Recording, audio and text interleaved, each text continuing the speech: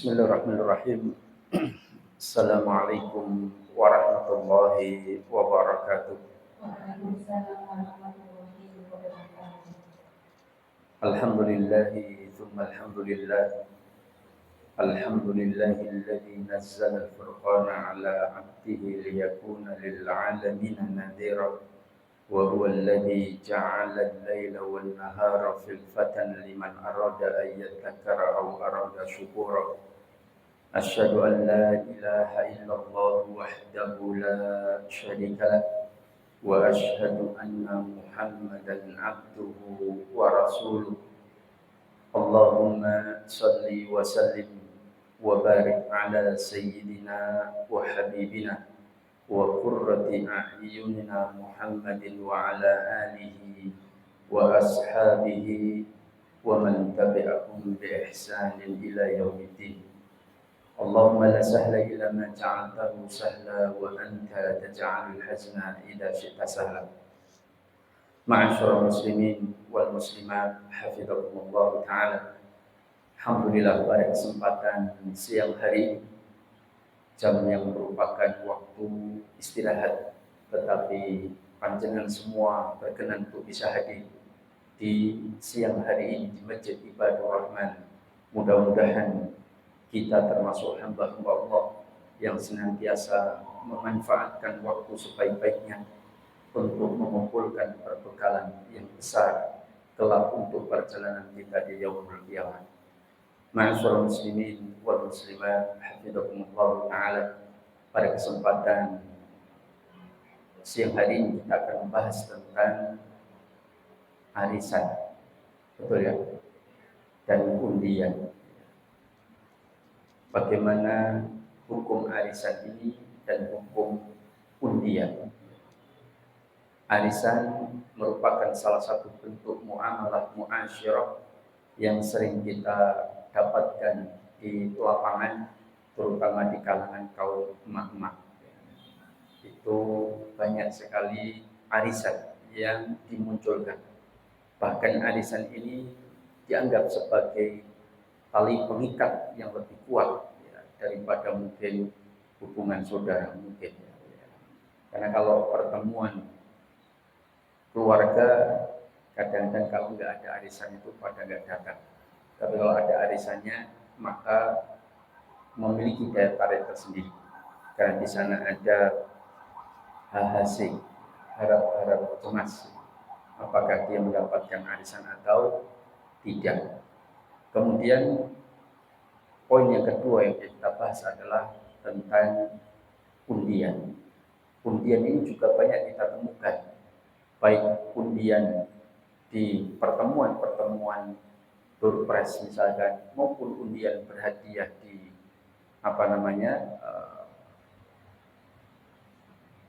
mall ya, yang ketika kita belanja nanti kita memasukkan struk yang kita dapatkan, ditulis nomor KTP, kemudian ditulis nama, lalu dimasukkan, lalu diundi. Jika struk kita yang keluar, maka kita bisa mendapatkan 1 unit mobil baru. Ini undian. Apakah undian ini termasuk praktek yang terlarang? Seperti undian lebih diidentikan dengan sebagian orang menganggapnya sebagai perjudian. Nah, jamaah itu akan Allah kita bahas arisan dulu atau undian? Arisan. Meskipun arisan juga pakai undian. Nah, arisan ini memang saya pernah coba mencari tahu referensi-referensi siapa yang melakukan arisan pertama kali. Saya coba gali lewat Mbah Google ya, dan beberapa referensi yang lain itu ternyata tidak saya temukan, kecuali ada yang mengatakan arisan itu ada sejak 1000 hingga 1500 tahun yang lalu di negara Cina. Itu ada arisan. Cuman di Indonesia itu saya nggak tahu apakah sejak zaman Majapahit atau Mojologi, kapan saya nggak tahu, tapi yang jelas dugaan tapi pencetus arisan itu adalah Pak Aris, karena namanya arisan. Kalau Pak Joko mungkin Jokowi. Nah, maka ini tentang arisan. Maka para ulama melihat tentang arisan ini sebagai bentuk akad al-qard, qardun, qardun atau al-qard, yaitu akad utang piutang, akad utang piutang. Sehingga di dalam arisan ini akan dikenakan hukum yang berkaitan atau kaidah yang berkaitan dengan utang piutang. Kita tahu dalam utang piutang ada ketentuan-ketentuan yang harus kita perhatikan. Apa contoh ketentuan dalam utang piutang?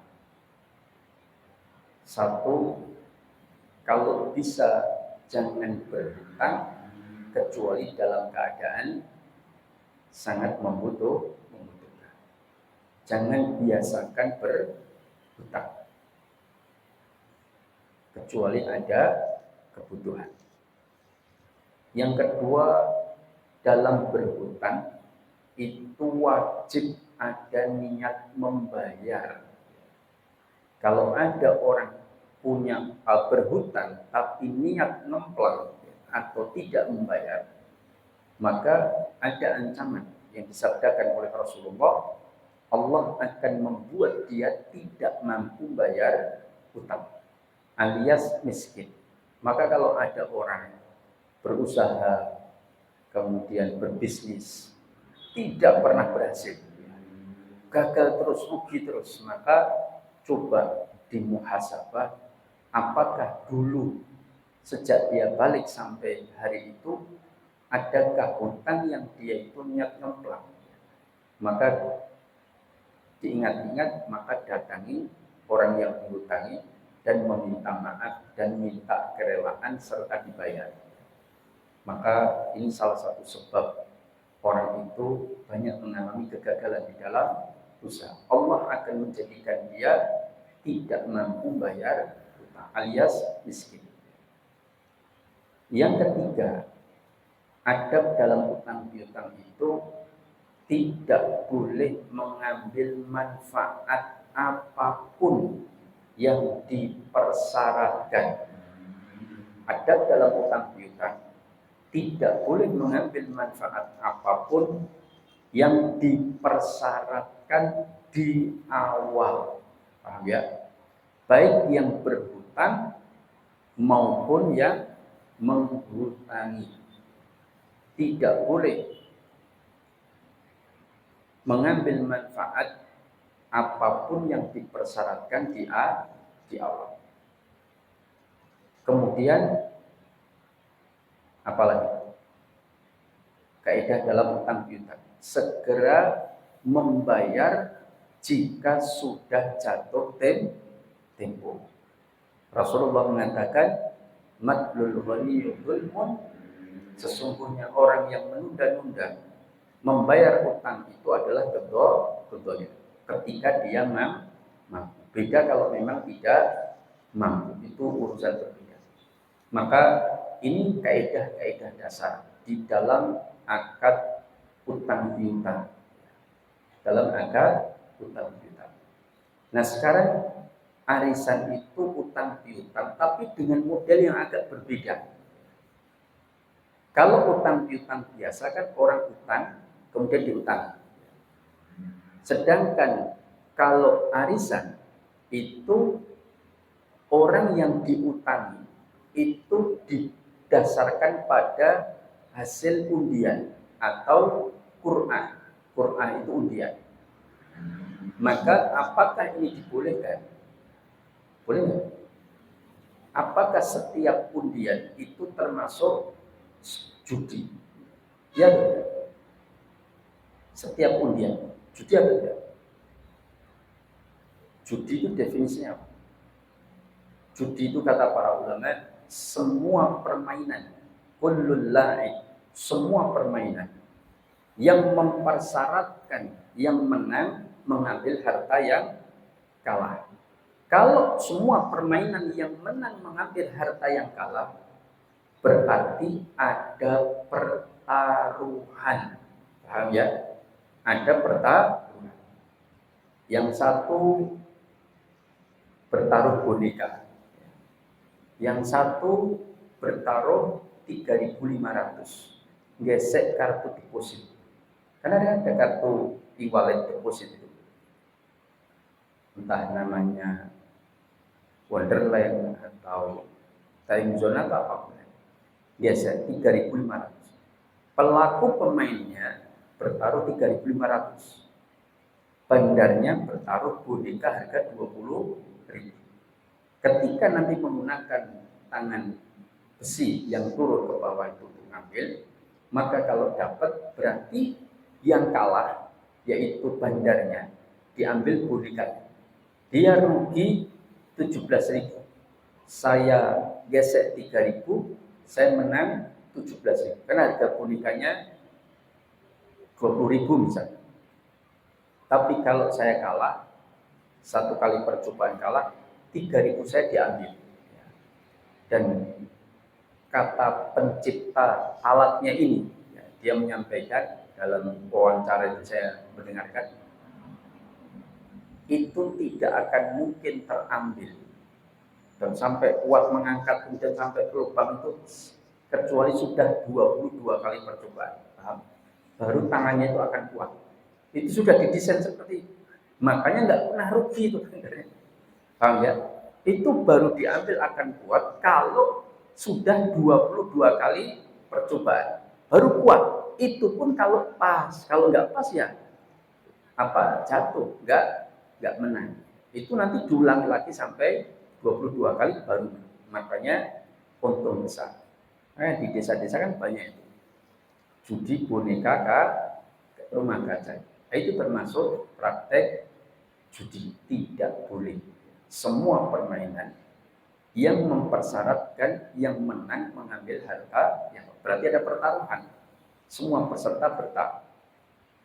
Nah, beda kalau satu arah. Misal, saya dengan bapak-bapak lomba, Mas Aib kalomba, apa Ustaz? Naik kerbau. Itu ada kerbau. Nanti kalau menang jenengan, motor saya bawa pulang jenengan. Tapi kalau menang saya, jenengan nggak usah ngasih apa. Boleh nggak? Boleh, karena satu arah. Artinya, dia tidak bertaruh. Yang bertaruh adalah saya. Maka itu nggak ada masalah. Meskipun nanti dalam perlombaan itu ada pengecualian pada perlombaan yang masuk memanah, berenang, dan pacuan memanah, pacuan kuda, dan pacuan unta. Tiga itu. Apakah dibolehkan untuk bertaruh? Ini ada istilah di kalangan para ulama. Ada yang menggunakan harus ada muhalil, ada yang tanpa muhalil pun boleh. Tapi itu nanti pembahasan dalam bab perlombaan. Kita bahas dulu urusan undian. Nah, karena ini juga include dalam arisan, maka undian ini saya jelaskan sedikit terlebih dahulu. Jadi ternyata kalau undian itu ada pertaruhan di antara masing-masing peserta baru judi. Tapi kalau tidak, hanya dari sponsor misalkan atau dari salah satu pihak, maka undian itu hukumnya boleh.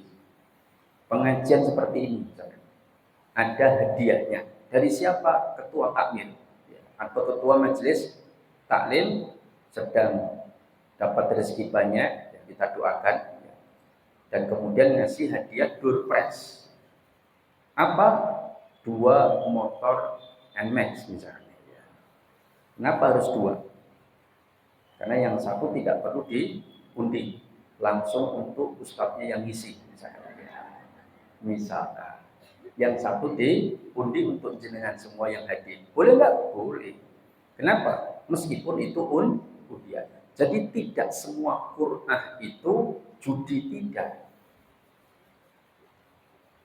Saya pernah mendapatkan berita ya, Ustadz katanya antum mengatakan bahwa setiap undian judi. Dari mana? Saya belum pernah mengatakan itu. Saya hanya menjelaskan sesuai dengan pendapat banyak para ulama, yang satu mengatakan begini, yang satu begini. Tapi pendapat yang tepat adalah tidak semua Qur'an atau undian itu judi. Jadi tidak semua pakai undian mesin judi, belum tentu. Karena ada 3 rasul yang melakukan praktek undian. 3 rasul. Rasul itu ada berapa? Ada berapa rasul? Berapa? Saya cek dulu. Ada berapa rasul? Kalau nabi kan banyak kan? Nah, rasul ada berapa? Berapa? 80. 40. Betul 40? Ya, 313. Ada 313 rasul dari 24.000 nabi. Yang dikisahkan dalam Al-Quran itu cuma 25-an. Ustaz, kenapa kok nggak diceritakan semuanya Ustaz? Lawang 25 aja jangan nggak apal-apal, apalagi 313. Ada dalam satu riwayat disebutkan oleh para ulama, Rasulullah mengatakan jumlah rasul itu sejumlah pasukan perang Badar 313. Cuma yang dikisahkan hanya 25 yang Allah sebutkan dalam Al-Quran itu ahsanal qasas, kisah-kisah yang terbaik. Nah, ada 3 rasul yang melakukan undian. Siapa? 1 Nabi Yunus, untuk menentukan siapa yang keluar dari kapal. Nah, yang kemudian dalam kisah Al-Quran ini menjadi kaidah para ulama, memilih di antara 2 kemadharatan itu boleh. Kalau memang tidak ada pilihan lain kecuali dua madharat ini harus dipilih, maka pilih madharat yang paling kecil. Kalau yang di atas kapal tadi tidak ada yang mau keluar, maka tenggelam semua, bisa mati semua. Paham? Tapi kalau salah satu keluar, maka beban kapal bisa stabil sehingga tidak tenggelam.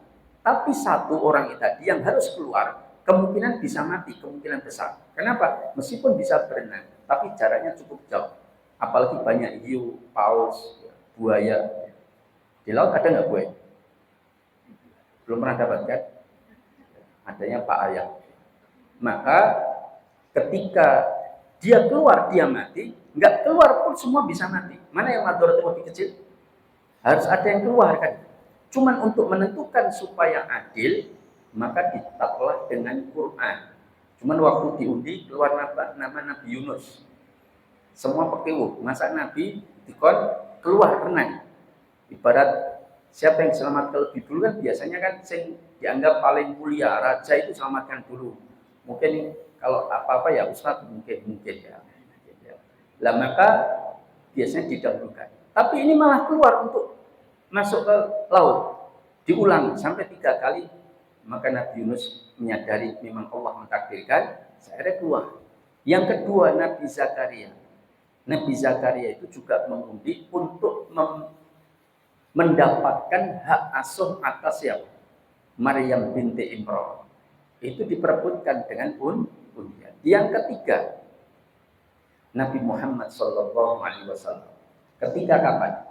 Ketika beliau mau keluar kota Madinah untuk berperang kalau tidak salah, maka beliau tidak mungkin mengajak seluruh istri, maka mengajak salah satu istri.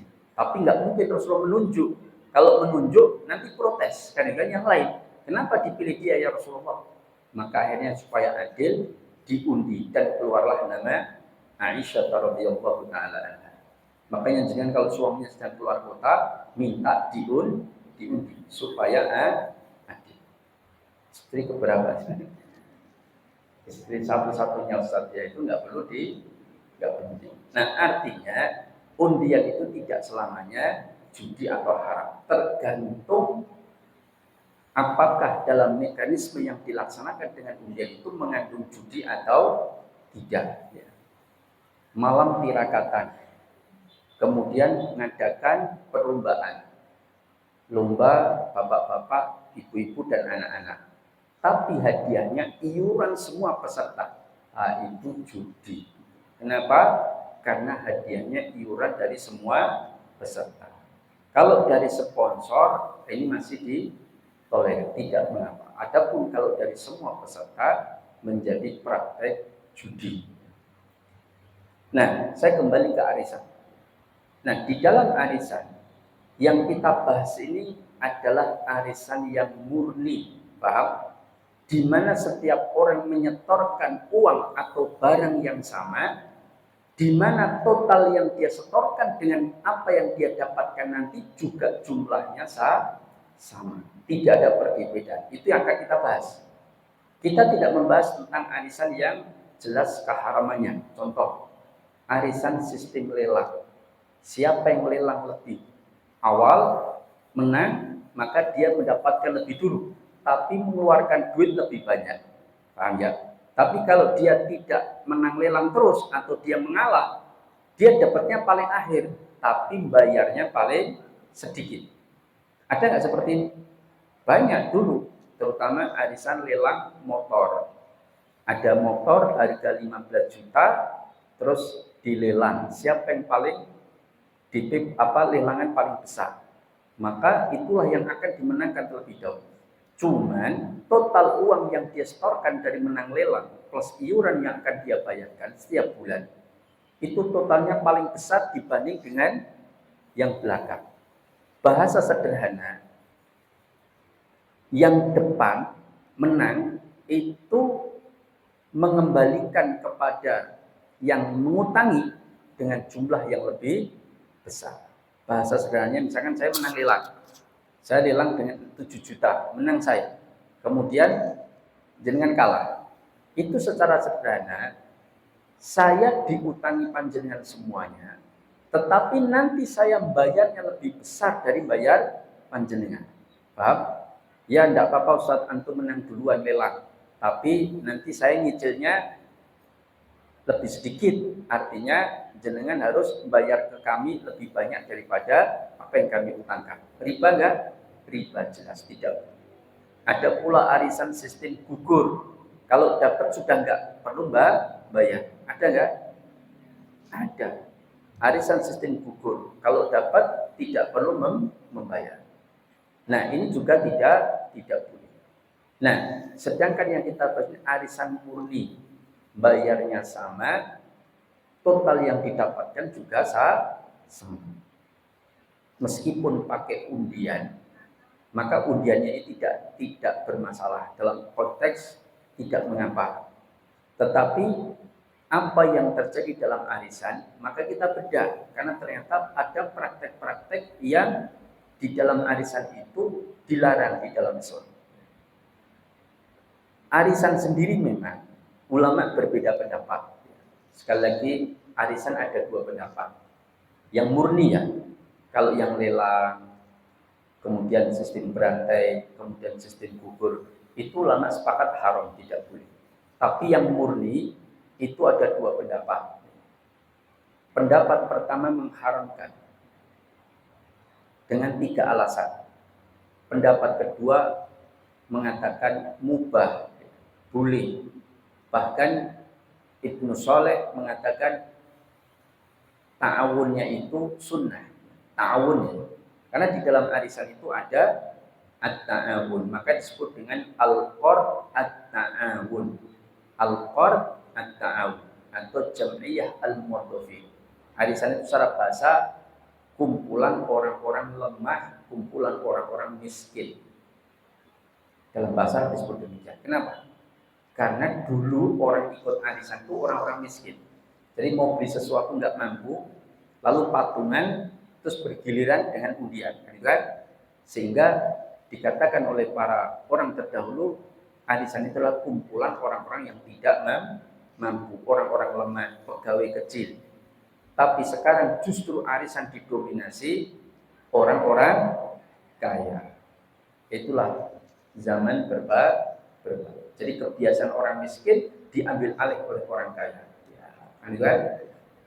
Si orang kaya itu memang bergerak. Diambil alih oleh orang kaya, yaitu arisan. Nah, apa alasan ulama yang mengharamkan arisan? Pertama, memalingkan tujuan untuk memberikan atau menolong orang lain. Memalingkan niat mulia untuk menolong orang lain. Itu alasan pertama. Memalingkan niat untuk menolong orang lain. Akad utang piutang seharusnya itu kan akad yang memang niatnya nolong orang. Kita tidak minta imbal balik dari siapapun. Tapi dalam arisan ini dianggap bukannya ingin mengutangi orang lain, cuman siapa tahu dia yang dapat utang. Betul atau tidak? Ya. Ini alasan hujah pertama. Jadi arisan itu bermasalah, haram karena 3 alasan. Satu, memalingkan niat utama di dalam menolong orang. Yang kedua, adanya bai'ataini fi bai'atin, 2 transaksi dalam satu transaksi. Adanya 2 transaksi dalam satu transaksi. Saya tak minum dulu deh, kok rada ngantuk.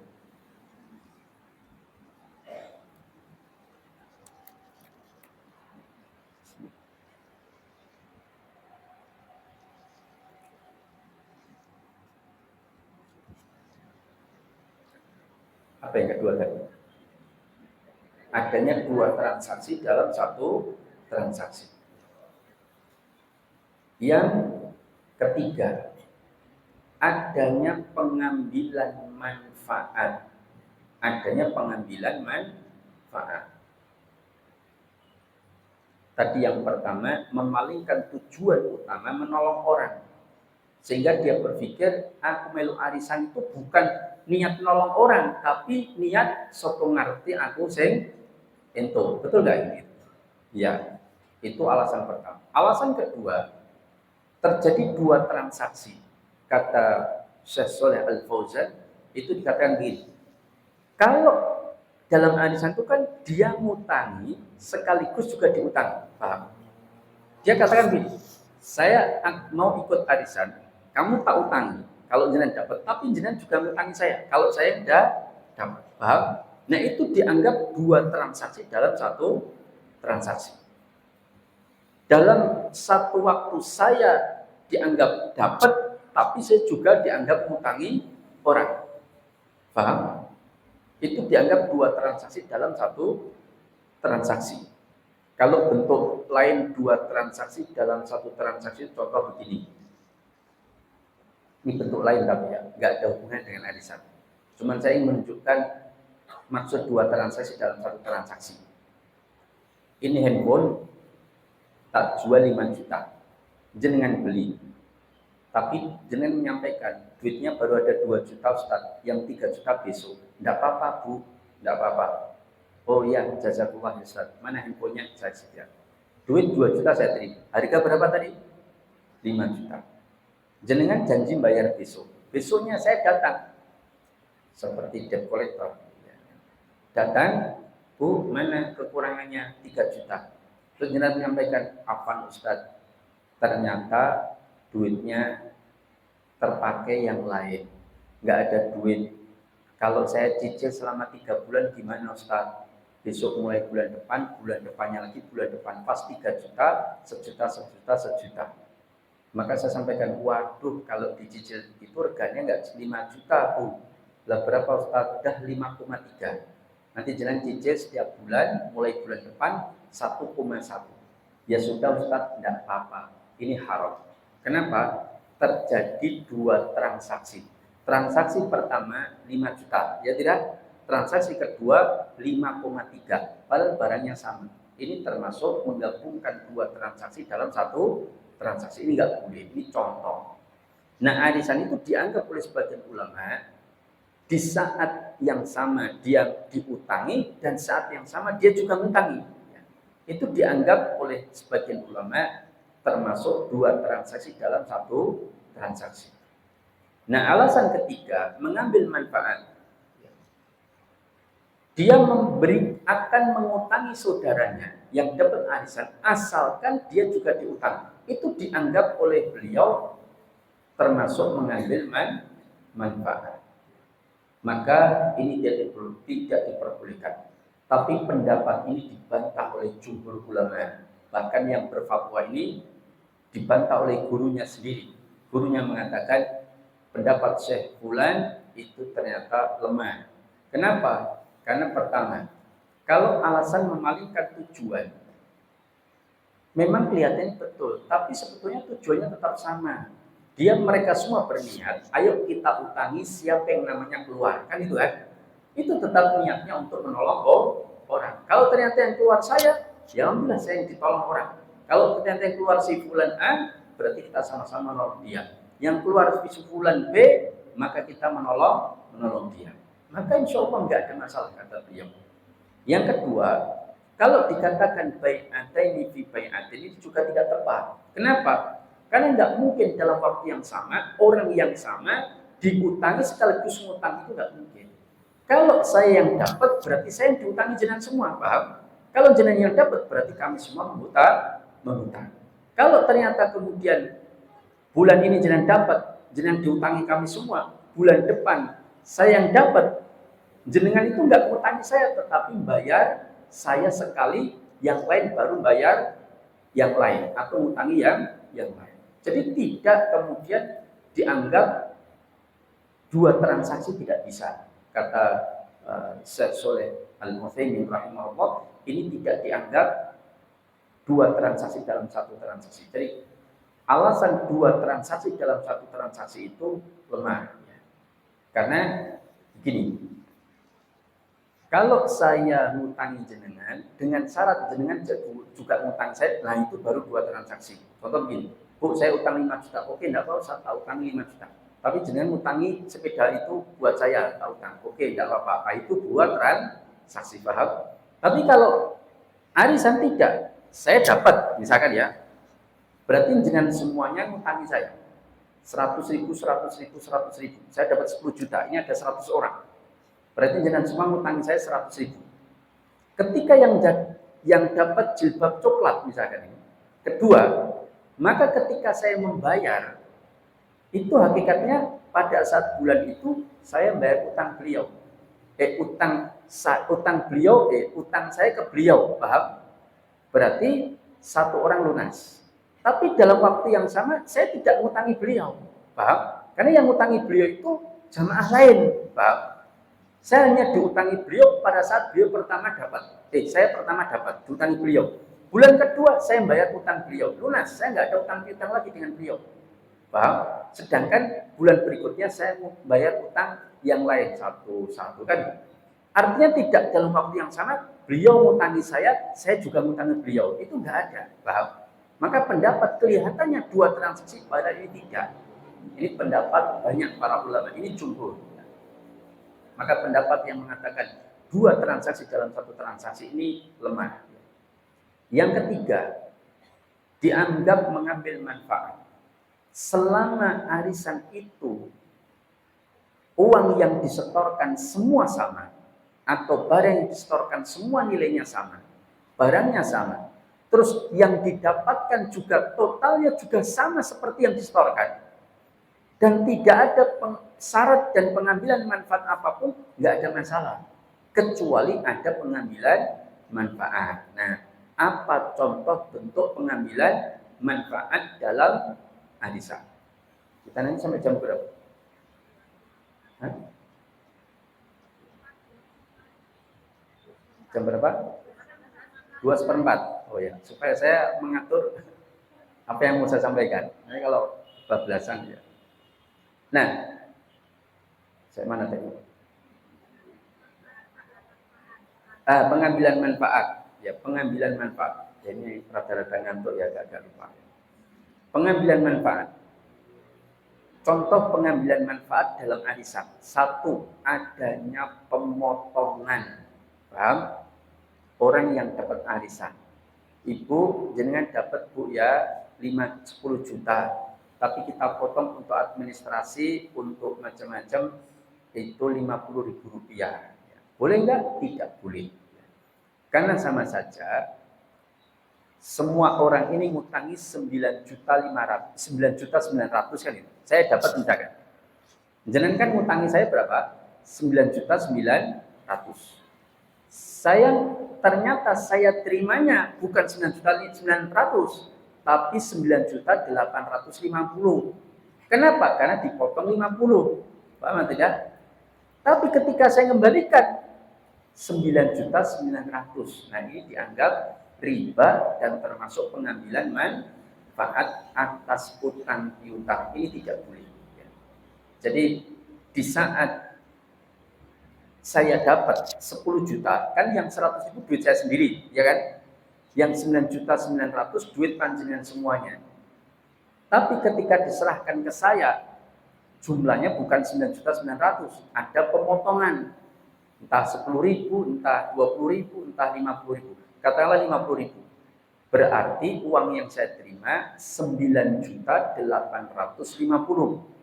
Tapi saat saya mencicil mengembalikan tiap bulan, itu totalnya 9.900.000. Yang dihutang dengan yang dikembalikan beda.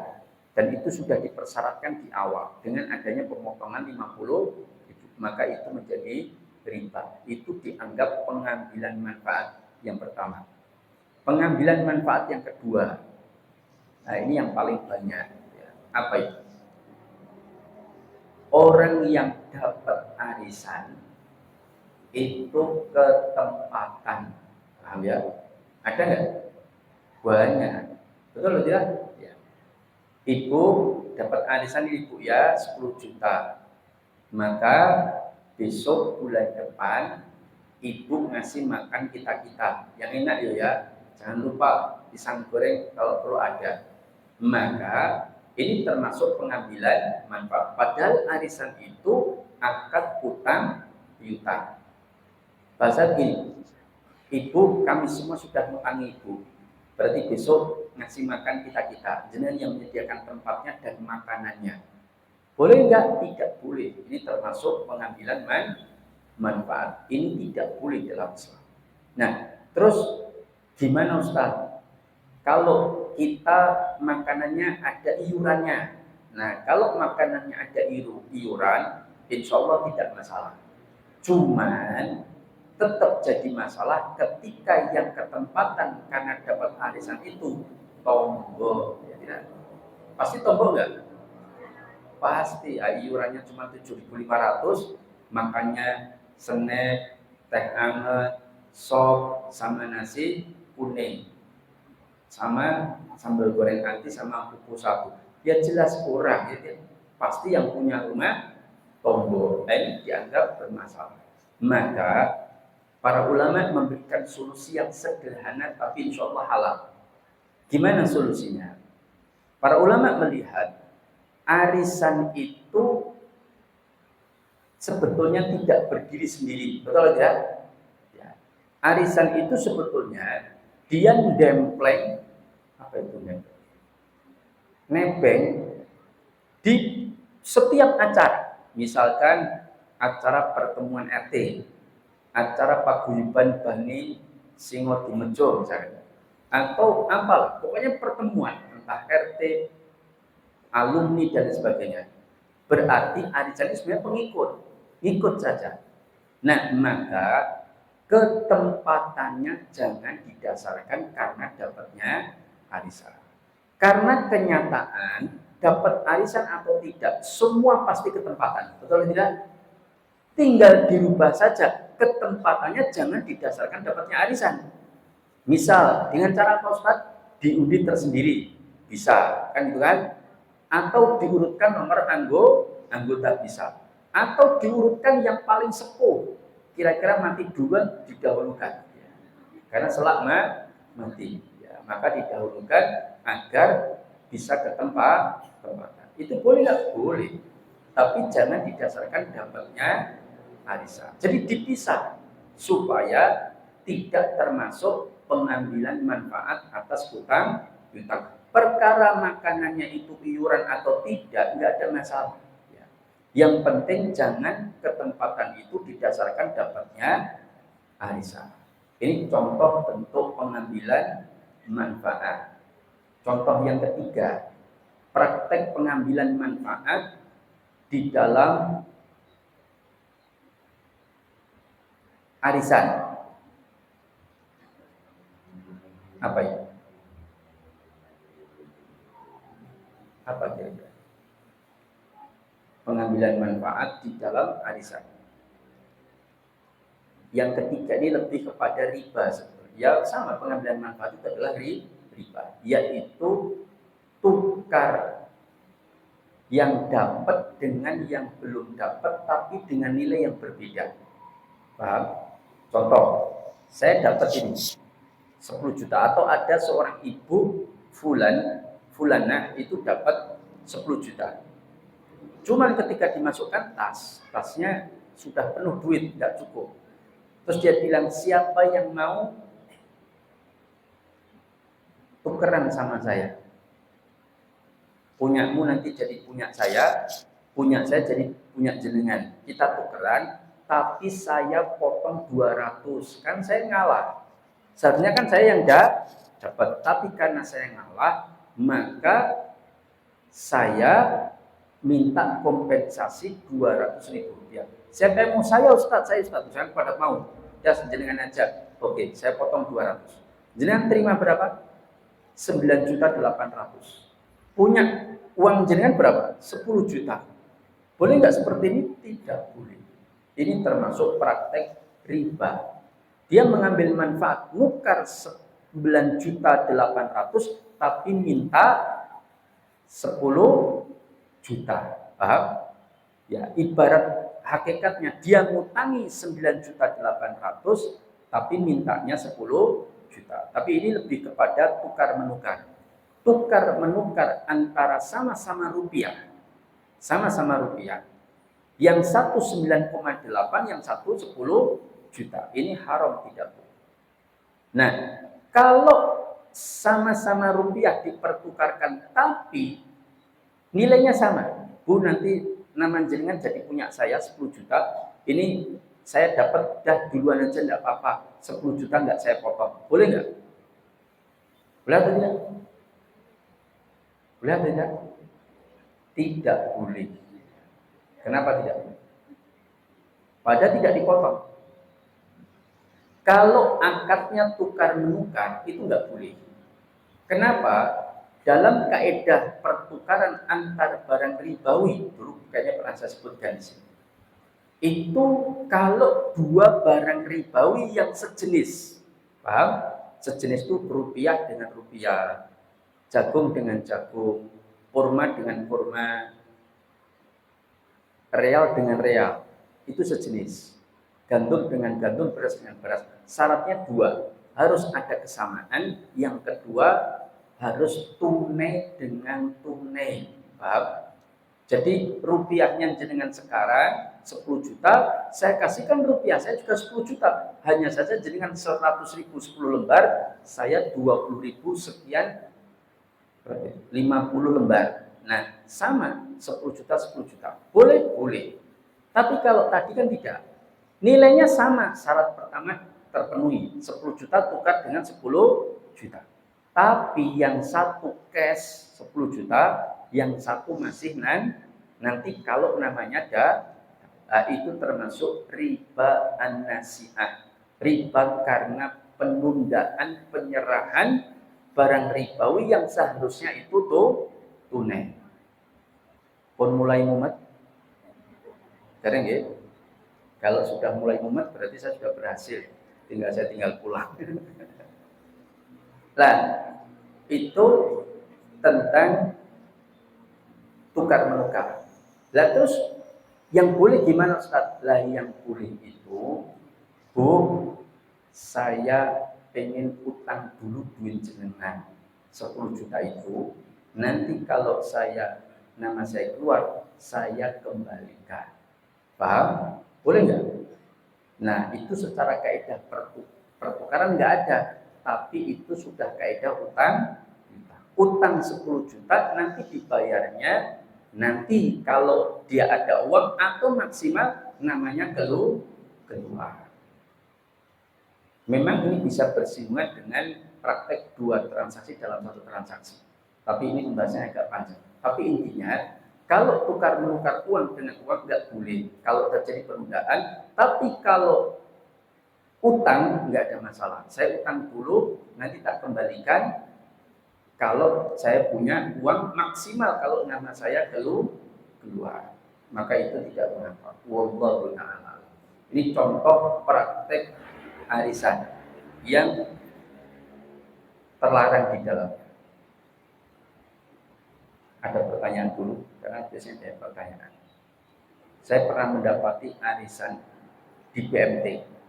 BMT-nya cukup terkenal, cabangnya di mana-mana. Saya tidak sebutkan BMT-nya. Salah satu arisan yang dijalankan BMT ini 36 kali setoran, yaitu per setoran 100.000. Berarti total berapa? 3.600.000. Tetapi nanti setiap peserta dapatnya tidak 3.600.000, tapi dapatnya 4 juta. Loh, bisa tambah. Siapa yang nanggung 400.000? BMT ini. Kok dia berani menanggung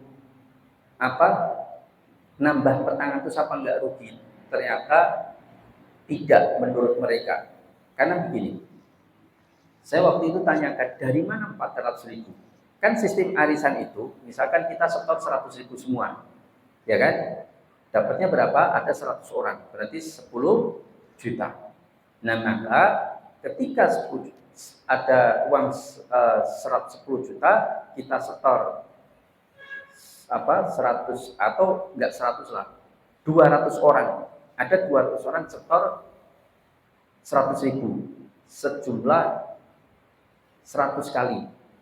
10 juta itu berarti berapa? 100, ya 10 kali kan? 100 kali.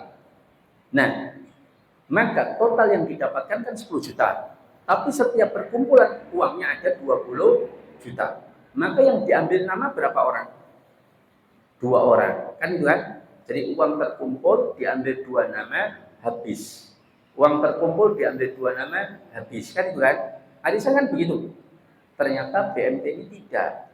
Saya tanyakan ke pengurusnya waktu itu, saya datangi kantornya.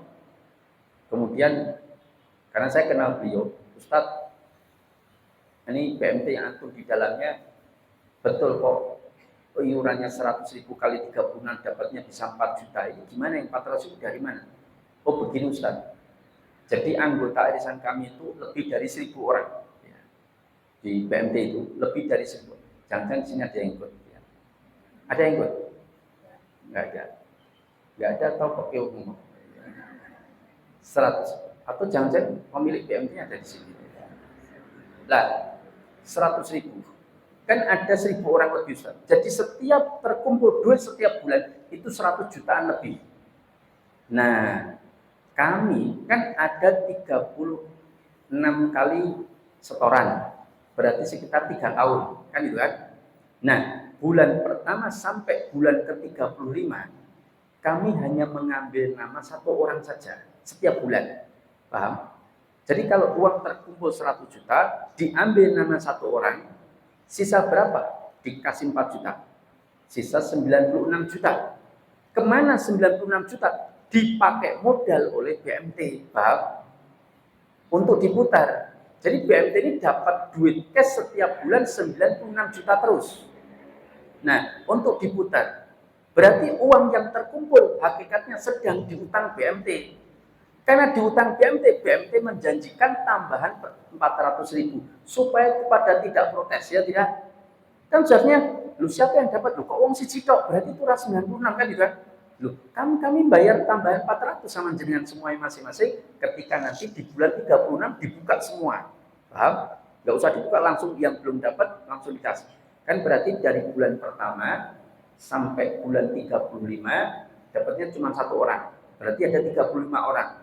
Berarti masih sisa 965 orang. Nah 965 orang akan diberikan pada saat bulan ke-36.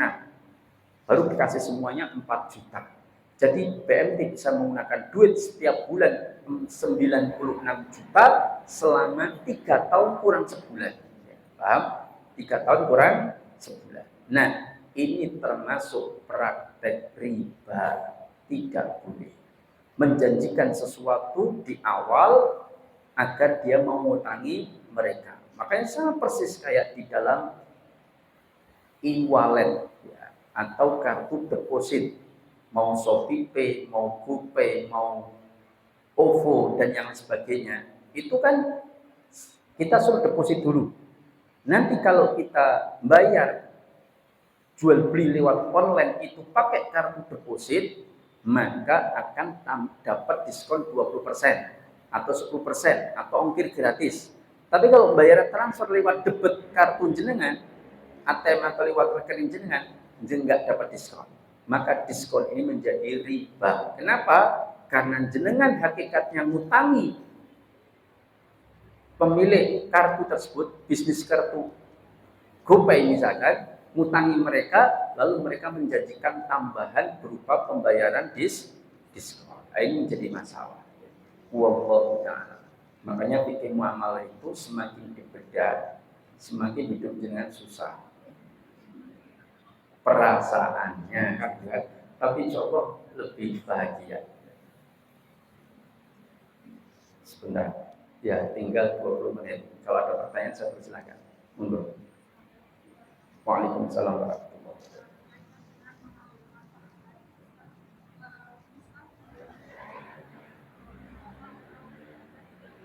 Iya.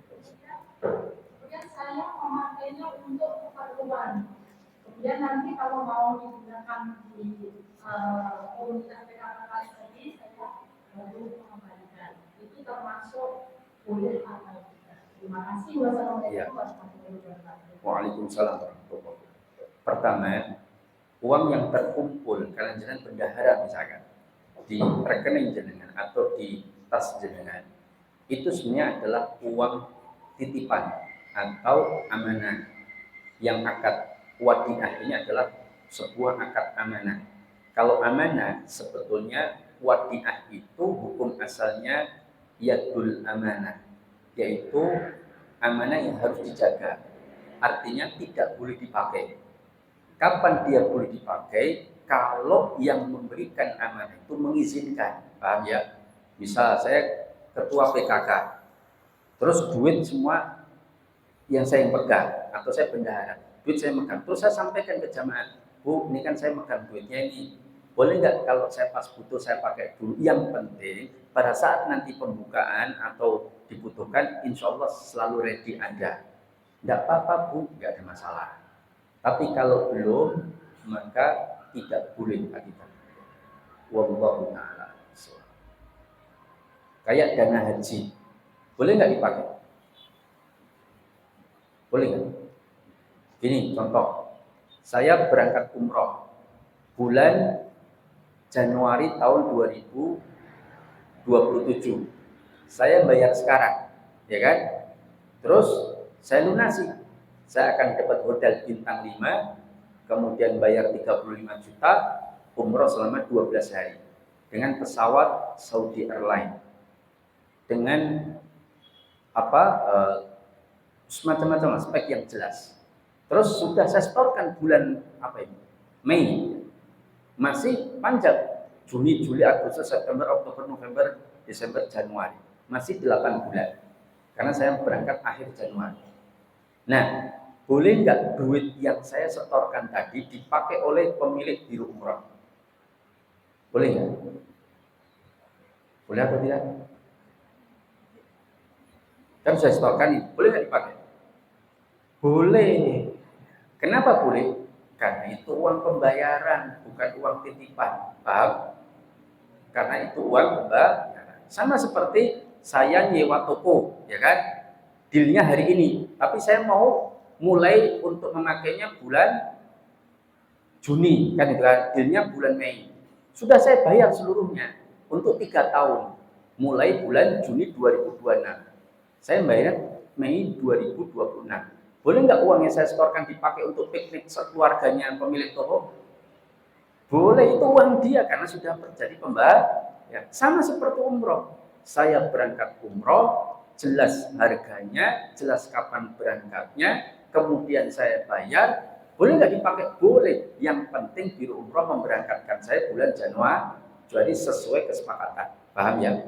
Maka ketika saya bayar haji 25 juta, kan itu kan, kemudian berangkat ke pungkungan sekitar 20 tahun lagi, terus duitnya terkumpul triliunan, dipakai oleh pemerintah, boleh nggak? Dan kita ya buat Boleh atau tidak? Boleh atau tidak? Tidak boleh. Loh, kenapa kok beda Ustaz? Beda. Kalau di biro umroh tadi sudah deal, harganya jelas, kapan berangkatnya jelas, paham? Berarti sudah transaksi, berarti uang itu uang pembayaran. Sedangkan dalam haji, sudah tahu nggak harga jalan berangkat 30 tahun lagi? Nggak tahu, belum deal. Itu baru uang untuk didik, apa untuk jaminan kan? Kalau jalan punya duit. Nah, kalau itu jaminan, jalan punya duit atau tidak untuk berangkat, maka itu uang titipan. Maka kalau titipan nggak boleh dipakai kecuali izin kan itu kan? Sudah izin kan? Dan sudah diizin belum? Ya, maka itu bedanya. Jadi kalau tadi uang titipan ya harus diizin. Uang ada yang lain? Monggo silakan.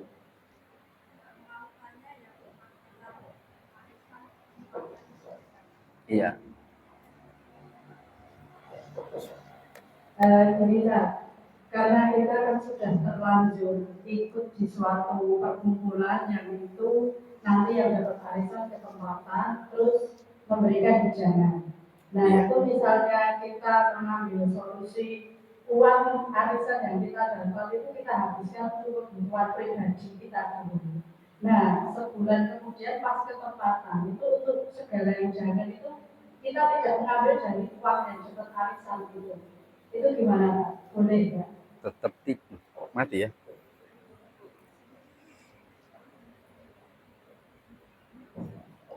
Tetap tidak boleh. Karena kaitannya bukan dengan uang itu. Kaitannya dengan sedang diutangi, kan kan? Kecuali sebelum ketempatan jenengan lunasi semua dulu, Pak. Nah, itu baru dengan tidak ada hutang dengan mereka. Tapi kalau menghabiskan uang itu nggak ada kaitannya. Mau dihabiskan atau tidak, jenengan posisinya sedang diutangi, yang minta hidangan tadi kan gitu kan, itu maka nggak boleh. Maka sebetulnya tadi solusinya sebenarnya sederhana. Sudah terlanjur Ustaz. Oke, yang dapat berapa orang? 30 orang. Yang belum dapat 70 orang. Oke. Yang sudah dapat kan nggak mungkin ketempatan lagi kan? Nah, yang 70 orang diundi tersendiri atau diurutkan nama anggota untuk ketempatannya, arisan biar berjalan sendiri. Selesai. Ya. Jadi nggak ada perubahan yang sangat krusial, tapi karena setiap orang mau pakai, kalau dapat ketempatan dengan pakai diurutkan nomor anggota atau yang paling tua, itu enggak, pasti semua akan ketempatan, paham? Jadi enggak ada masalah, cuman dirubah agar betul-betul dipisah antara arisan dengan acara yang memang setiap orang akan ketempatan. Cuman itu saja nih, memisahkan. Ada yang lain? Banyak. Yang mana dulu? Monggo mana saya? Saya menurut panitia. Waalaikumsalam. Dua yang pertama, memang jalan itu kemarin itu kedatangan biro umroh. Yang ini katanya umroh dulu nanti bayarnya pakai syariah. Namun cicilannya itu 1 tahun harganya misalnya angsuran 100, 2 tahun 200, itu kan seperti komersilnya karena kita juga tahu kalau seandainya tidak mampu tidak bisa berangkat dulu. Iya. Itu namanya misalnya pesan saya. Nah yang kedua, beberapa teman kami itu sangat gandum untuk menampung uangnya itu berupa angka ya, itu bedanya. Padahal itu hanya mencicil yang kecil, barangnya nanti kalau saya misalnya kalau bulan juta, ternyata dia tidak mau untuk mencetak angkanya, karena dari itu sebenarnya tidak terlalu ready. Jadi sistemnya yang kecil, kalau barangkali sudah ada berapa gram dan uangnya itu sudah ready, sudah pas, dia kalau saya tidak mau. Alasannya jalannya kalau di pegadaian dan belum ada apa-apa. Yang penting saya tahunya uang saya udah sekian dari surat ini untuk apa itu. Itu mungkin bagaimana bisa. Padahal dari sendiri pernah menjelaskan bahwa kalau transaksi itu ada uang, ada barang. Ini sudah ada barang. Dan dia ikhlas sekali. Iya. Termasuk yang pertama saya jawab dulu yang nomor 2. berkaitan dengan pembelian emas secara cicil. Pendapat yang rajih, yang kuat, dan ini pendapat jumhur ulama internasional maupun 4 imam madhab, bahwa jual beli emas dan perak secara tidak tunai ketika pembayarannya itu menggunakan alat tukar, rupiah, real, atau apapun, maka hukumnya riba an-nasi'ah, tidak boleh. Uang emas itu harus dibayar dengan tunai, Jadi saya transfer uang 100 juta ke rekening jenengan serahkan emas saya kepada saya. Uang saya sudah masuk rekening jenengan tunai, jenengan serahkan emas saya sekarang. Maka itu tunai, itu boleh. Tapi kalau ini emasnya saya terima, tapi bayarnya nyicil, berarti tidak tunai. Maka ini terjadi riba an-nasi'ah, tidak boleh. Meskipun jenengan kalau cari fatwa DSN tahun 2010 nomor 77 itu membolehkan jual beli emas secara kredit. Itu memang ada fatwanya, DSN nomor 77 tahun 2010. Saya termasuk yang tidak mengambil fatwa itu. Bahkan sebagian anggota DSN pun juga tidak setuju fatwa itu keluar. Kenapa? Karena dianggap lemah hujah.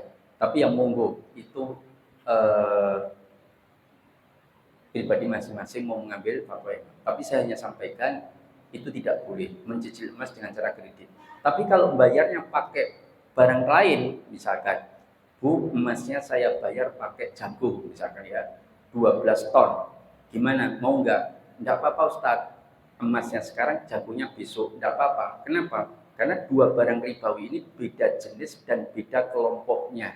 Kalau tadi kan emas dengan uang itu sama-sama satu ilah, satu kelompok, yaitu alat tukar. Maka harus tunai dengan tunai. Sama seperti jenengan jual kurma, saya uang, kita tukeran. Kurma jenengan saya bayar sekarang, tapi kurmanya besok dikirim. Boleh nggak? Boleh. Kenapa? Kurma barang ribawi yang masuk bahan makanan atau makanan, uang barang ribawi masuk alat tukar. Beda kelompoknya, beda ilahnya, maka boleh ditunda salah satu, tapi tidak boleh ditunda dua-duanya. Kalau ditunda dua-duanya nanti akan masuk bayi udain bidai, jual beli utang dengan utang. Uangnya tertunda, kurmanya tertunda. Yang kedua, berkaitan dengan umroh dengan cara utang. Umroh dengan cara utang itu memang kita itu sesuai kemampuan, tidak memaksakan diri. Tapi ada keadaan orang itu mampu, tapi uangnya pas belum ada. Contoh, dia punya duit, punya emas, duit cash yang sedang menunggu perjalanan karena akan ditransfer 2 pekan lagi, kan itu kan, ada 500 juta. Jelas ada mau ditransfer 500 juta lagi. Terus dia juga punya emas, tapi dia sayang untuk menjual emasnya misalnya, atau punya tanah, punya apapun sayang untuk dijual sekarang, karena dia mau punya duit. Sedangkan dia pengen berangkat umroh hari ini misalnya. Boleh gak dia utang orang lain untuk berangkat umroh? Ya selama dia punya pegangan untuk membayar itu dan aman dalam perjalanan. Dalam arti kalau meninggal suatu saat, emasnya bisa digunakan untuk membayar. Nah maka tidak ada masalah. Nah sekarang yang kedua, bagaimana dengan ada pihak ketiga yaitu perbankan. Karena ada 3 pihak, nasabah, jamaah umroh, perbankan, dan biro umroh. Kan gitu kan? Kalau sebuah transaksi dengan 3 mekanisme ini kemungkinan besar riba. Paham? Kenapa? Karena kalau yang satu ini hanya sebagai pembiayaan, jadi jenengan transaksi dengan biro umroh, terus untuk bayarnya ngambil duitnya bank, terus nyicilnya lebih besar dari yang diutangkan, kan itu kan? Nah, itu jelas riba. Bolehnya bank ini membeli paketnya umroh, ini pendapat sebagian ulama ya, saya tidak mengatakan seluruhnya, membeli paketan umroh, terus dia jual sendiri, Pak. Dengan misalkan ya, Bu, siapa yang mau umroh? Harga 35 juta dicicil selama 1 tahun. Dia yang nawarkan, dia yang jualan, dia yang menerima resiko. Kalau dia beli 10 paket nggak laku, ya sudah, dia resiko itu.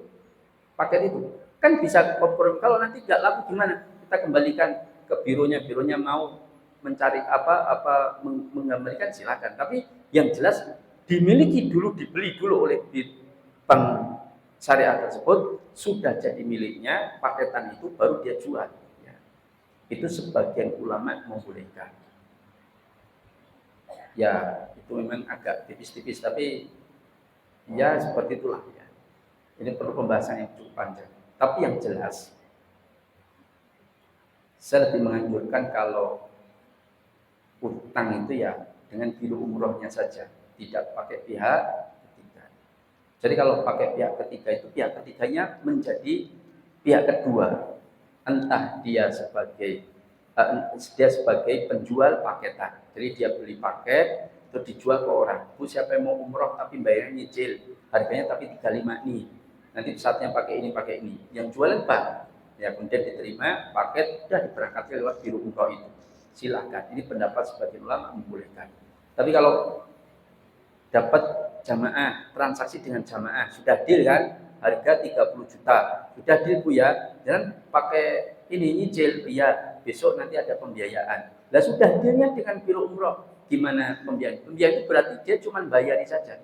Sama seperti begini, ada BMT misalnya, jualan motor, Bu, jangan sudah deal sama dealer motor A misalnya, harga 25 juta, sudah deal, DP 5 juta misalkan, nanti cicilan sekian, terus dapat cashback 500 ribu, sudah deal, tapi nggak punya duit, mau ngajukan pembiayaan di mana Bu? Bank Syariah B, oke, diajukanlah. Padahal yang transaksi motor siapa? Jenengan dengan dealer kan itu kan, terus ngajukan ke Bank Syariah, ini nggak akan mungkin syariah. Kenapa? Karena hakikatnya bank saya itu hanya membayari jenengan bayar motor itu. Tak utangi 25, tapi jenengan kembalikan 35 selama 5 tahun. Nah, itu riba. Yang bolehnya, jenengan cuma lihat brosur misalkan atau lihat motornya, oh saya suka motor ini. Terus ngajukanlah ke bank syariah. Ini pendapat sebagian ulama ya, kecuali madzhab Maliki. Mayoritas ulama membolehkan kecuali madzhab Maliki. Nah, datang ke bank syariah. Pak, saya pengen motor PCX baru warna putih. Belilah motor itu, setelah jadi milik jenengan, jualah kepada saya, nanti kita didilan. Oke, Bu, siap. BMT beli motor ya. Dari dealer sudah diserahkan ke BMT. Pak, ini motornya Pak, saya kirim ke BMT. Oke, kirim ke BMT. Terus jenengan dipanggil, Bu, motornya sudah kami miliki. Ini motornya sesuai keinginan jenengan. Kita transaksi ya. Oh iya, dilihat cocok, harga sekian, saya beli 35, 35, saya jual ke jenengan 40, dicicil selama 3 tahun, DP 5 juta. Wah, kemahalan Pak, Bu, jangan 35, lah berapa? 33. Sudah enggak apa-apa, 33, deal. Nah, itu enggak apa-apa menurut jumhur ulama, kecuali madzhab Maliki. Wallahu ta'ala bishawab. Memang kalau ada pihak ketiga ini harus betul-betul jeli apakah akadnya sesuai syariat atau abal-abal. Itu perlu kita betul-betul telaah. Saya termasuk dulu yang pernah menjadi Dewan Pengawas Syariah di salah satu, ada saya nggak sebutkan ya. Itu kalau gaji ya tinggi kan, ya, lumayan, sebulan masuk 2 kali, paling setiap datang 2 jam, itu pun kadang sekali ya. Setiap bulan digaji hampir 4 juta. Ada 13 gaji dalam setahun. Tapi resikonya akhirat. Kenapa? Kalau saya tidak cek betul, itu transaksi salah, bermasalah. Ternyata banyak transaksi yang ya tidak sesuai. Ya. Makanya ini yang kadang-kadang perlu kita renungkan. Dan waktu itu mengajukan, Ustadz, kita mau pembiayaan apa?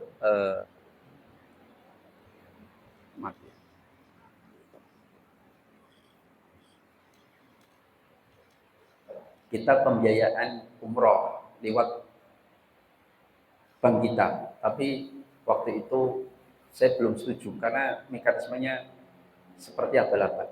Maka saya tidak mau sampai saya keluar karena memang untuk diluruskan ya angel. Ya memang dulu saya maunya juga dipaksa oleh kiai saya. Tapi intinya saya tidak mengatakan bank syariah bermasalah semua loh ya. Hanya yang bermasalah. Yang tidak bermasalah insya Allah tidak bermasalah. Cuman rata-rata bermasalah atau pembuatan, nah saya nggak tahu ya. Bisa dicek sendiri di lapangan. Seperti itu, wallahu ta'ala. Tapi kalau akadnya dengan bank syariah tadi umrohnya benar, insya Allah tidak ada masalah. Maka tinggal ditelah apakah sesuai syariat atau tidak. Ada yang lain? Monggo silakan. Yang mana dulu? Ini atau ini dulu? Assalamualaikum warahmatullahi wabarakatuh. Waalaikumsalam.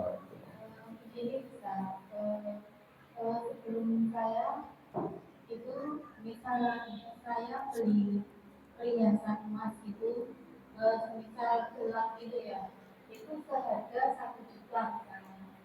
Terus saya jual lagi 1,2 juta, tapi sistemnya itu izin. Itu hukumnya gimana? Ya, terima kasih. Bagaimana menjual perhiasan dengan cara nyicil? Ini ada ikhtilaf di kalangan para ulama. Tadi saya sampaikan, penjual jual beli emas dan perak ini adalah perak emas murni ya. Itu ulama sepakat mayoritas tidak boleh dengan cara cicil. Bagaimana dengan perhiasan? Kan itu kan? Karena perhiasan itu ada permatanya, ada tembaganya, kan tidak murni emas. Ini ada terjadi ikhtilaf dengan para ulama. Sejauh yang saya tahu, mayoritas selama itu perhiasan disebut dengan perhiasan emas tetap tidak boleh. Tetapi ada ulama pendapat seperti Ibnu Taimiyah mengatakan boleh. Ya. Tapi ini ada ikhtilaf. Saya pribadi lebih cenderung menghindari. Ya. Artinya kalau bisa dilakukan dengan cara tunai. Wallahu ta'ala. Memang ini ada ikhtilaf dengan para ulama.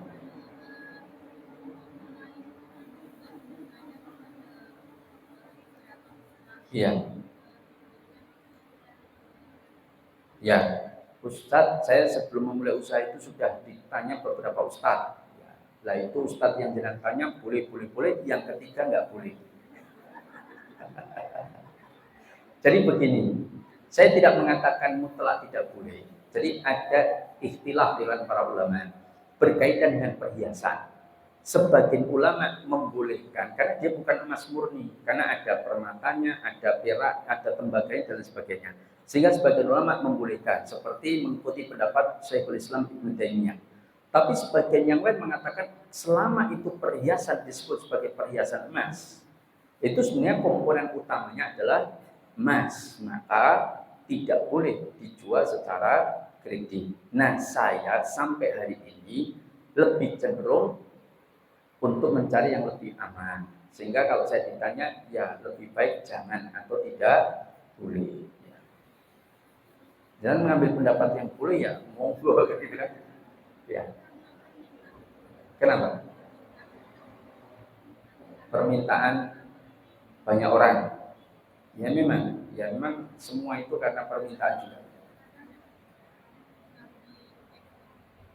Ya. Karena kalau dengan kredit kan bisa terbeli kan. Kalau cash kan duitnya belum ada, nunggu gajian suaminya. Monggo silakan. Ya. Kenapa? Oh ya.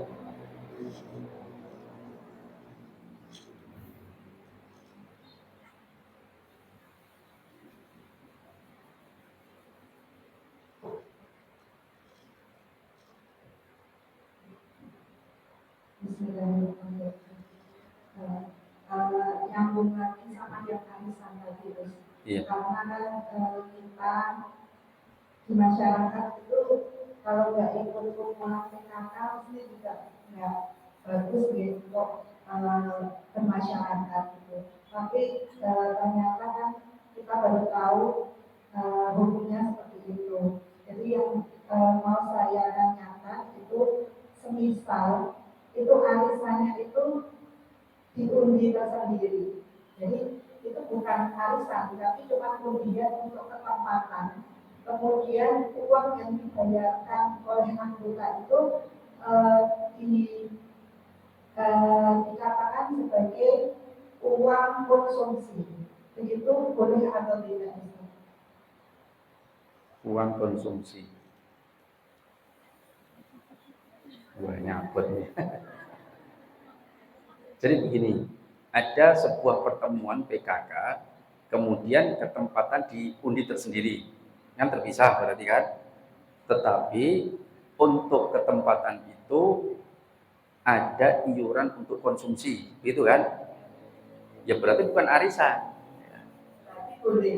Boleh. Berarti untuk maksud saya untuk mensiasati supaya itu menjadi boleh secara syariat dengan akal seperti itu boleh. Iya, jadi gini. Jadi misalkan beda loh ya. Kalau misalkan orang dapat arisan, ya kan, dapatnya 5 juta, ya kan, 5 juta. Terus kemudian ada ketempatan, ya kan, kemudian ada konsumsi. Itu berarti 5 juta ini uang siapa? Uang yang dapat kan? Dia mau menempatkan uang dapat ini 5 juta itu konsumsinya cuma 3 juta, ya terserah dia, paham ya? Beda dengan yang jenengan terapkan. Kalau jenengan terapkan, undian dilakukan untuk ketempatan, terus ada uang konsumsi, iuran, terkumpullah 5 juta. Maka 5 juta itu harus full hanya untuk konsumsi. Nggak boleh diambil oleh pemilik rumah yang ketempatan itu, karena itu bukan uang arisan, tapi uang konsumsi yang harus dicapkan, diaplikasikan ya, untuk beli makanan senilai uang itu, kan itu.